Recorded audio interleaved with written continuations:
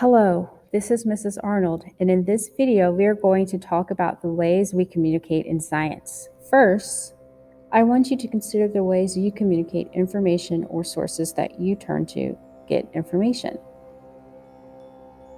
Perhaps you wrote down things like newspapers, magazines, TV, internet, and scientific journals, which is what we use in science in order to get scientific information.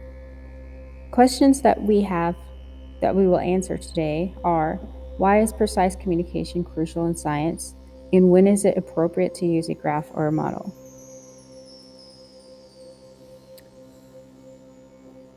Scientists have the responsibility to truthfully and accurately report their methods and results. It is important that scientists communicate data and results so others can learn of discoveries and conduct investigations that build on previous discoveries.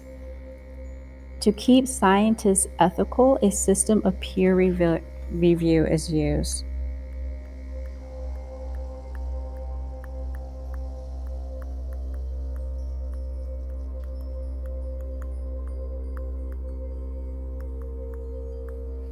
So a system of peer review is used. What this means is that scientists in the field will examine the procedures and conclusions for bias.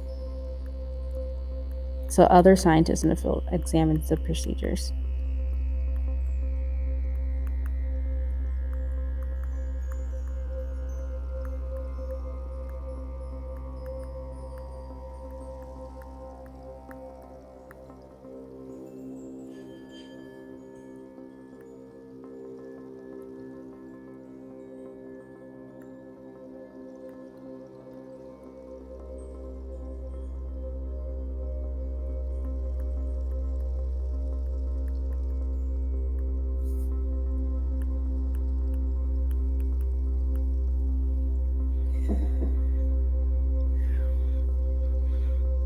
Question is, what could happen if scientists did not compare results?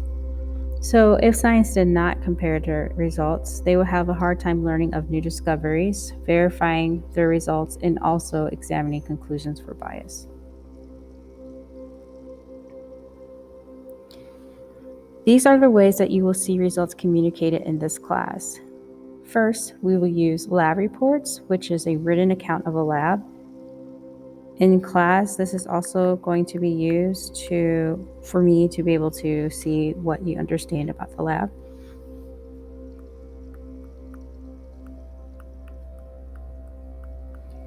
We will also use graphs to show relationships among data sets, and they also represent trends in data.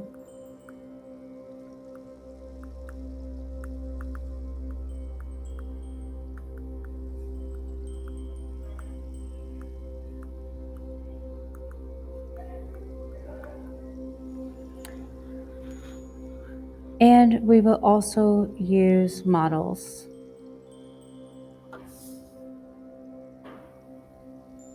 The different types of graphs are, we have line graphs. Line graphs are going to show how two variables are related. The independent variable is graphed on the x-axis and the dependent variable is graphed on the y. We have circle graphs, also known as pie graphs. This shows a fixed quantity using slices representing parts of the whole. And there are also bar graphs, which represents quantitative data using bars. This is a line graph showing gas volume versus temperature. It is showing how volume and temperature are related. You can see that temperature is the independent variable, so it is on the x-axis. And as the independent variable, of course, that means that's the thing that the experimenter was manipulating in the experiment. Here, on the y-axis, we have the dependent variable.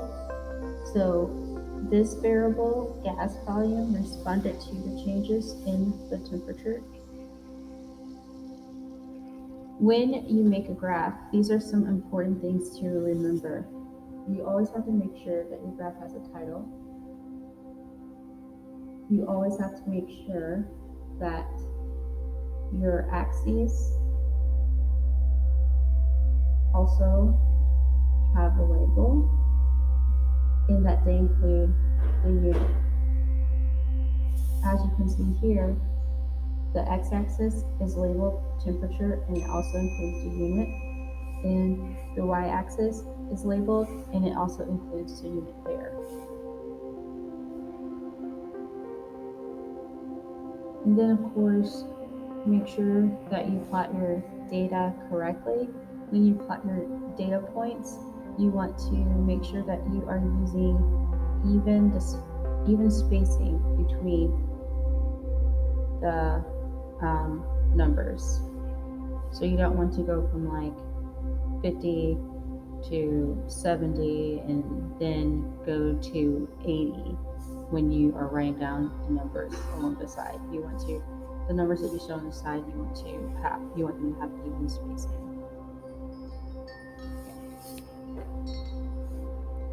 The final method of communication we will talk about is models. So a scientific model is an ideal picture, a system, or a mathematical expression that represents an idea being explained. Here we have a model. It is a model of what early astronomers thought the universe looked like.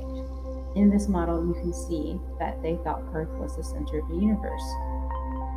Obviously, there was new information that came about that resulted in an updated model because Earth is not the center of the universe. But some characteristics of models is that they can change when more information is gathered. So that is why the geocentric model of the universe changed to a heliocentric model of the universe. They can also help make predictions.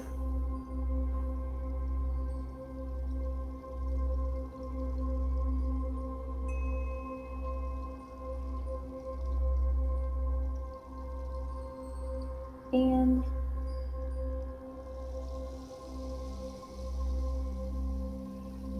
because they are simpler than the thing they are representing,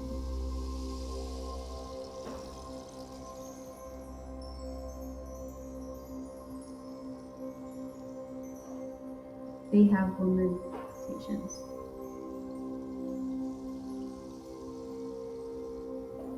So they have limitations because they only deal with a portion of whatever they're representing. There are 3 different types of models that we are going to discuss. They are mathematical, physical, and conceptual. I'm just going to write that here. Mathematical,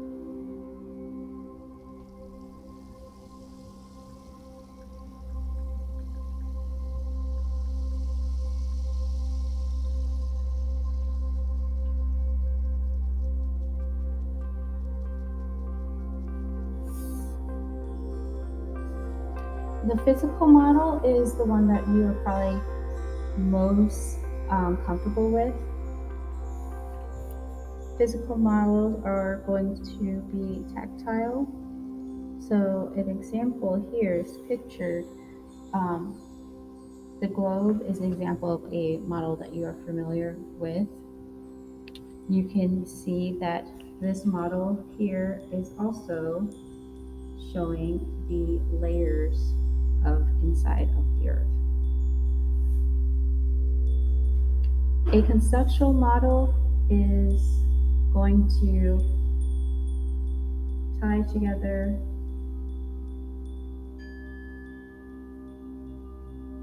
many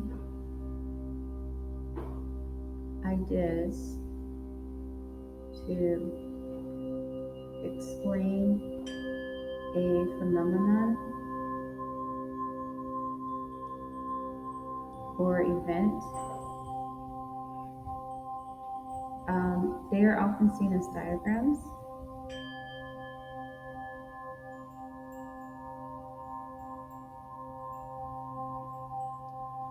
And so if you remember back to the book's definition of a model, this is the idea picture they're referring to. Some examples, we have one here of conceptual models that you are familiar with. It's the water cycle, which is pictured. And another example is a food web.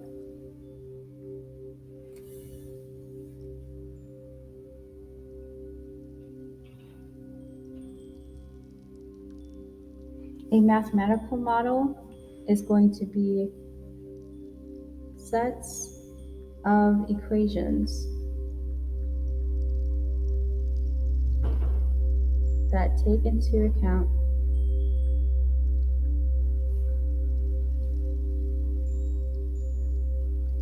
many factors to represent a phenomenon.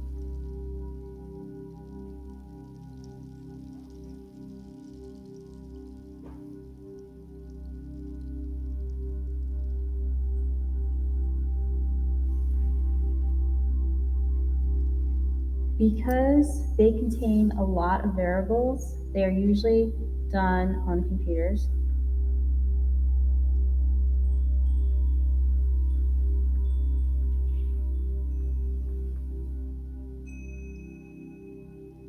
Because computers can handle all of the many variables and calculations that need to take place.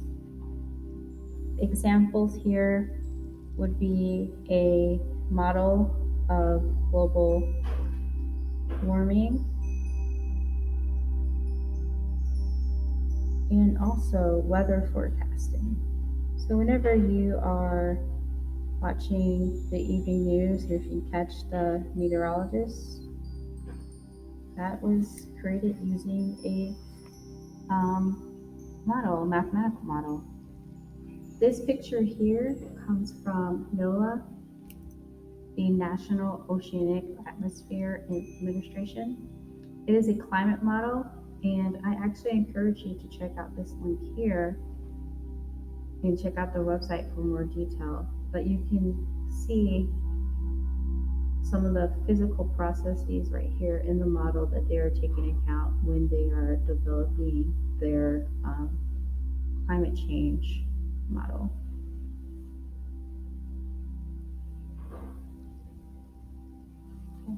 In review, we talked about ways scientists communicate in science. Important ways we communicate in science class is through lab reports, graphs, and models. We also discussed why communication is important, to check for biases and to build up on previous experiments and knowledge. Have a wonderful day.